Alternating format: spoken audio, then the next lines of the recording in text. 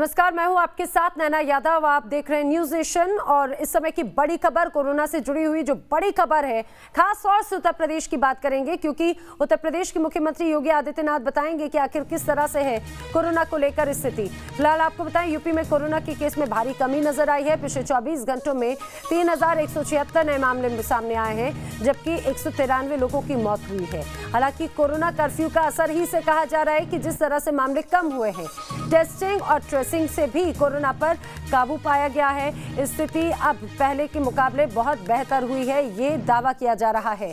और वैक्सीनेशन भी लगातार यूपी के लोगों को किया जा रहा है। वैक्सीनेशन प्रोग्राम काफी जोरों पर है, लोगों में खासा उत्साह भी नजर आया। शहरी हो या ग्रामीण इलाके, वैक्सीनेशन किए जाने की बात यहां पर सरकार की तरफ से कही जा रही है। अब 1 जून से यूपी के सभी जिलों में 18+ को अब वैक्सीनेशन लगेगी। वैक्सीन को लेकर विपक्ष ने भ्रम फैलाने का काम किया, ये योगी आदित्यनाथ का कहना है। गलत बयान देकर लोगों की जान से खिलवाड़ किया गया। इस बीच यूपी के मुख्यमंत्री योगी आदित्यनाथ ने कोरोना को हराने का पूरा प्लान न्यूज नेशन के साथ में साझा किया। न्यूज नेशन से यूपी के मुख्यमंत्री योगी आदित्यनाथ ने खास बातचीत की और यूपी में कोरोना को कैसे काबू में किया गया, किस तरह वैक्सीनेशन जो ड्राइव है उसे पूरा करने का टारगेट है, हर सवाल पर योगी आदित्यनाथ ने बेबाक जवाब दिया। आप भी सुनिए। कोविड कंट्रोल को लेकर उत्तर प्रदेश के मुख्यमंत्री पिछले 27 दिनों से पूरे प्रदेश का दौरा कर रहे हैं। तकरीबन 27 दिनों में अब तक प्रदेश के जितने भी मंडल हैं, उन सभी मंडलों का मुख्यमंत्री दौरा कर चुके हैं। आज भी सिद्धार्थनगर और बस्ती का मुख्यमंत्री दौरा करने वाले हैं। इस वक्त खुद मेरे साथ योगी आदित्यनाथ जी मौजूद हैं। सर, देखा जाए तो अगर हम बात करें दूसरे प्रदेशों की, महाराष्ट्र हुआ, दिल्ली हुआ, यूपी से बहुत ज़्यादा प्रभावित कई ऐसे राज्य हैं। हमने किसी मुख्यमंत्री को नहीं देखा कि वो ग्राउंड पर जाकर लोगों के दुख दर्द को समझ रहा है। कितना असर पड़ा है सर, अगर हम पिछले 27-28 दिनों की बात करें तो? देखिए, उत्तर प्रदेश देश के अंदर आबादी के देश से सबसे बड़ा प्रदेश है। हमारी चुनौती भी उतनी ही ज़्यादा थी क्योंकि प्रवासी कामगार और श्रमिक बड़ी मात्रा में उत्तर प्रदेश में आए थे और तमाम राज्यों में पूर्ण लॉकडाउन होने के नाते भी काफ़ी बड़ी मात्रा में वहाँ से प्रवासी कामगार और श्रमिकों का अपने घरों के लिए वापसी हुआ है। इसके लिए आवश्यक था कि हमने जिस टीम को फील्ड में लगाया है वह टीम पूरी प्रतिबद्धता के साथ कोरोना संक्रमण की चेन को रोक सके। और हम लोगों ने पहले ही चरण में इस चीज़ को देखा था कि आदरणीय प्रधानमंत्री जी ने जो बातें कही थी कि टेस्ट एंड ट्रीट पर हम लोगों को फोकस करना पड़ेगा।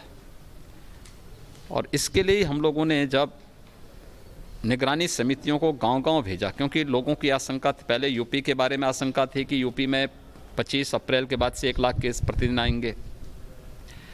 फिर यह था कि सक्रिय केस की संख्या 10 मई के बाद उत्तर प्रदेश में 30 लाख से ज़्यादा होगी। ये हमारे लिए एक चैलेंज था और इसलिए इसको हम लोगों ने कहा कि नहीं भी, ऐसा नहीं होने देंगे। उत्तर प्रदेश के प्रत्येक नागरिक के जीवन को भी और उसकी जीविका को बचाने की हमारी जिम्मेदारी है।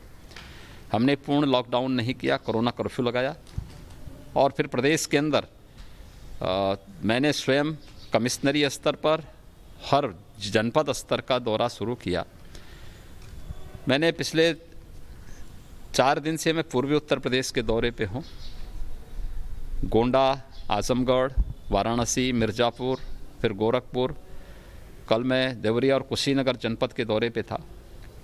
आज सिद्धार्थनगर और बस्ती के दौरे के बाद लखनऊ जाऊंगा। कोरोना से भी हमें बचाना है और जिस प्रकार का मौसम चल रहा है और समय बारिश हो रही है, ये असमय बरसात, ये दिखता है कि तमाम प्रकार की अन्य विषाणु जनित बीमारियां हो सकती हैं। उसको आसन्न संकट को ध्यान में रख कर के ही हम लोग अपनी जो प्लानिंग कर रहे हैं वो इस बात को लेके कर रहे हैं।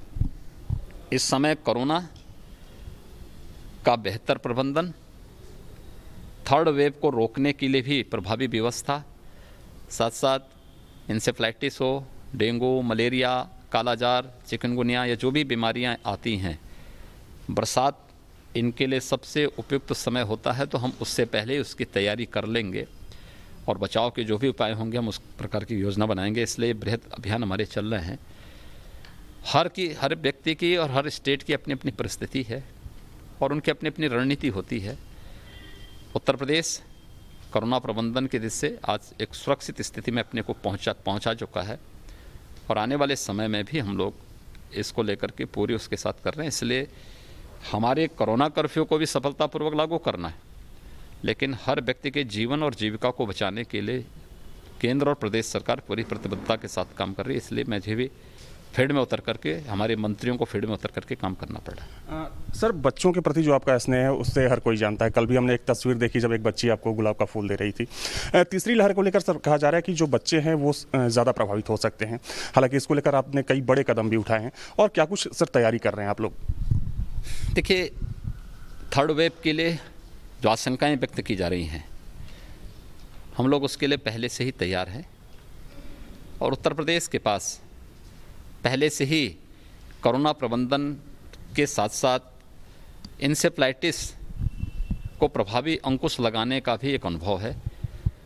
हमने उसी तर्ज पर हमने आज से 4 साल पहले इंसेफ्लाइटिस से जो सर्वाधिक प्रभावित 7 जनपद थे, गोरखपुर और बस्ती कमिश्नरी के, इन सब में डिस्ट्रिक्ट हॉस्पिटल में, मेडिकल कॉलेज में और कुछ CSCs में पीको और मिनी पीको के निर्माण का कार्य संपन्न किया था। स्वच्छ भारत मिशन ने हमें इस मामले में बहुत बड़ी सफलता दिलाई थी। अब हम लोग इसी तर्ज पर कि बच्चों को सबसे पहले तो उस प्रकार की स्थिति ना आने पाए, हम लोगों ने अभी जैसे निगरानी समितियों के माध्यम से गांव-गांव मेडिसिन किट वितरित करवा करके कोरोना के संक्रमण की चेन को गांव में ही रोक करके और हर व्यक्ति को सुरक्षित किया है। ऐसे ही हम लोग बच्चों के लिए भी मेडिसिन की किट बनवा रहे हैं और गांव-गांव में हमारी टीमें फिर इसको वितरण करने का प्रयास, हर लक्षण युक्त तो उसको हम वहीं पे कंटेन कर लेंगे। रोग की प्रारंभिक स्थिति में वो नौबती ना आने पाए, उस प्रकार की स्थिति, स्वच्छता, सैनिटाइजेशन, फॉगिंग की हमारी कार्रवाई चल रही है। इसके साथ ही हम लोगों ने मेडिकल कॉलेज में 100 बेड का पीको के निर्माण, पीडियाट्रिक ICU के निर्माण की कार्रवाई शुरू कर दी है। डिस्ट्रिक्ट हॉस्पिटल में भी हमारे 25 से 30 बेड के पीडियाट्रिक ICU के निर्माण की कार्रवाई चल रही है।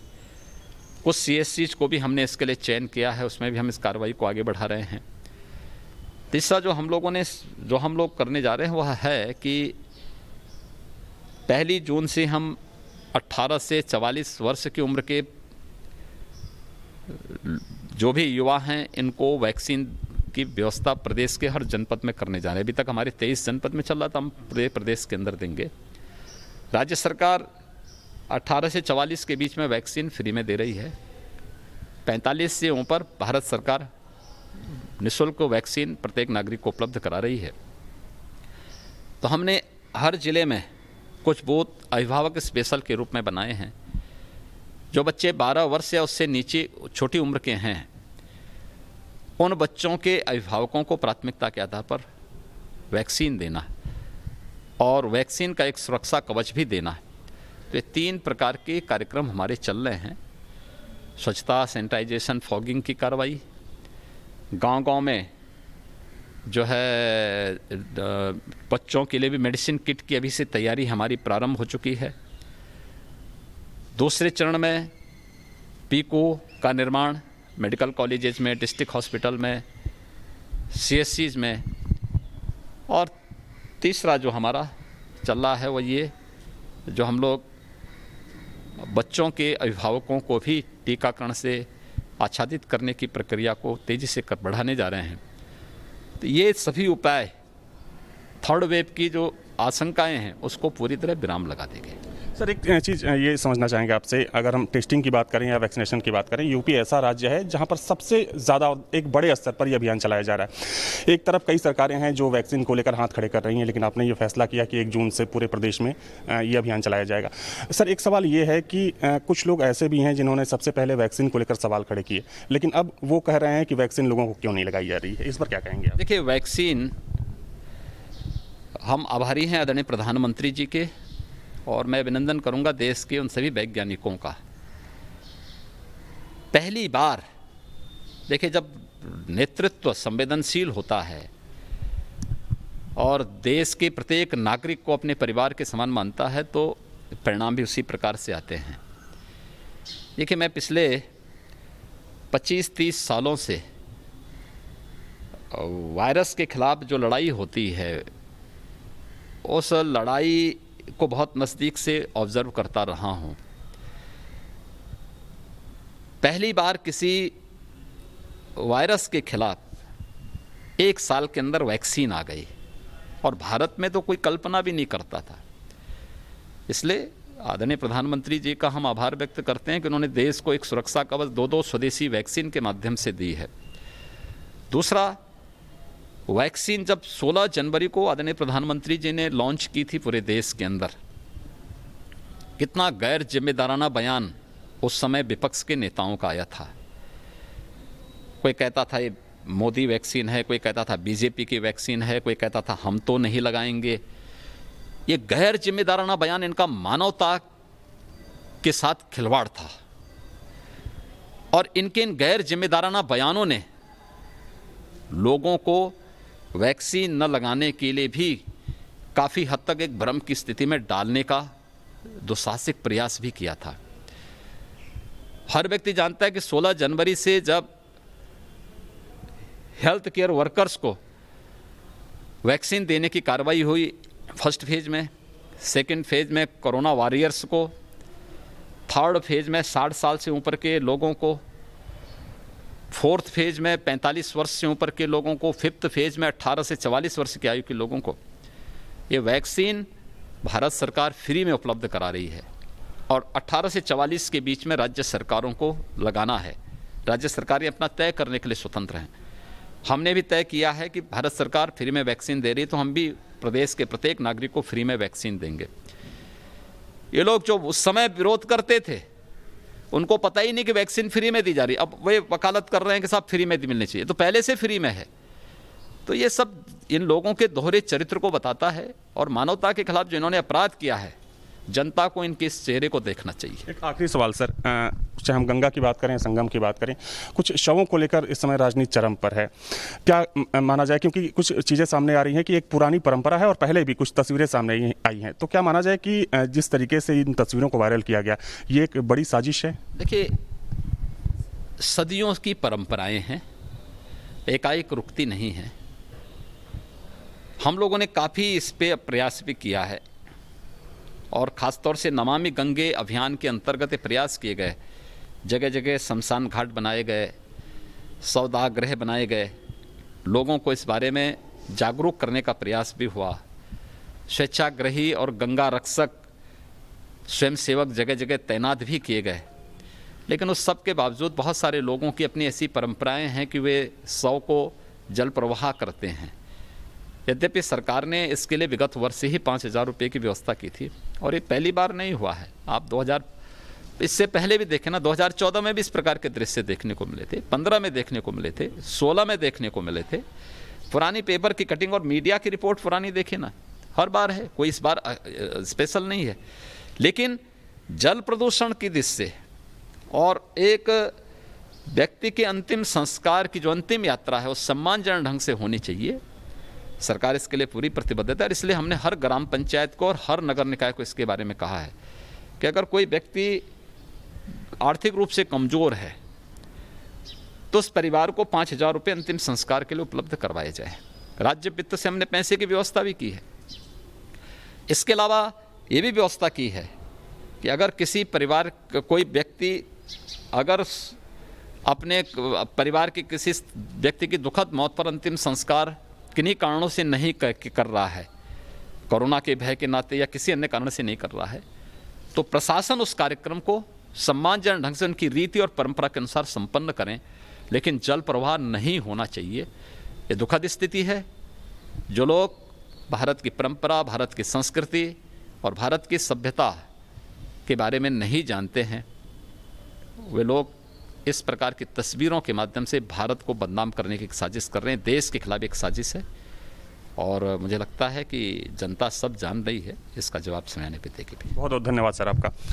तो जब मुख्यमंत्री कोविड पॉजिटिव थे तब भी सबने देखा कि लखनऊ में मुख्यमंत्री लगातार बैठकें करते थे और जो अधिकारी थे उनको निर्देशित करते थे। और अब अगर हम बात करें तो पिछले 27 दिनों से मुख्यमंत्री यूपी के दौरे पर हैं और ये माना जा रहा है कि कहीं ना कहीं अप्रैल महीने में जो आंकड़ा 3,10,000 के पार चला गया था, वो आंकड़ा इस वजह से कम हुआ है कि जिस तरीके से मुख्यमंत्री ने कोविड कंट्रोल को लेकर काम किया, उसकी वजह से कहीं ना कहीं पूरे प्रदेश में जो आंकड़े हैं वो कम हो रहे हैं और प्रबंधन की दिशा में सरकार की तरफ से जो काम किए जा रहे हैं, माना जा रहा है कि आने वाले समय में स्थिति और ज़्यादा बेहतर हो जाएगी।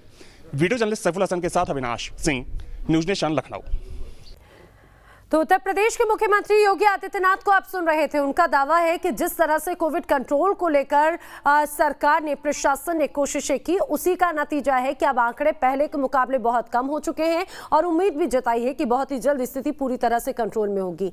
1 जून से 18 से 45 साल के उम्र के लोगों के लिए भी हर जिले में, सभी जिलों में वैक्सीनेशन शुरू हो जाएगी। यहां पर रुक रहे एक ब्रेक के लिए।